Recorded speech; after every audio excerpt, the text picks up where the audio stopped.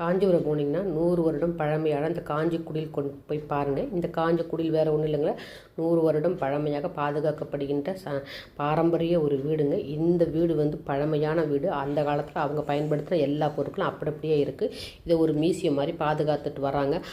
அவங்க பயன்படுத்தின பொருள் ஒன்று கூட அவங்க எதையுமே அவங்க வந்து அப்புறப்படுத்தலை, அப்படியே இருக்குங்க. அவங்க 100 வருஷத்துக்கு முன்னாடி என்னென்ன பயன்படுத்தினாங்க அதெல்லாம் அந்த பூஜை ரூமில் இருக்கின்ற பொருட்கள், அப்புறம் வந்து கஜானா ரூமில் இருக்கின்ற பொருட்கள், அதுக்கப்புறம் பெண்கள் வந்து அழகுபடுத்தி கொள்ளும் அந்த அவங்களுக்குன்னு தனி ஒரு அறை, குழந்தைகள் தூங்க வைக்கின்ற தனி அறை, அதுக்கப்புறம் அவங்க பயன்படுத்தின ஃபோனு, அப்புறம் அந்த ஊஞ்சலுக்கு அப்புறம் கிராம் ஃபோனு, அப்புறம் அடுப்படியில் பயன்படுத்தின அருவாமனைகள், அந்த பாத்திரங்கள், அதற்கப்புறம் என்னென்ன அந்த காலத்தில் இருக்கோ அதே மாதிரி பின்பக்கம் போது எல்லா பழக்கமும் இந்த கிணறு, துளசி மாடம் முதற்கொண்டு பல்லாங்குழி பின்பக்கம் விளையாடுறது, அப்புறம் இடியாப்பம் பிடிக்கிறது எல்லாமே இருக்குது. கண்டிப்பாக காஞ்சிபுரம் போனால் காஞ்சிக்குடியில் போய் பாருங்கள், அருமையாக இருக்கும்.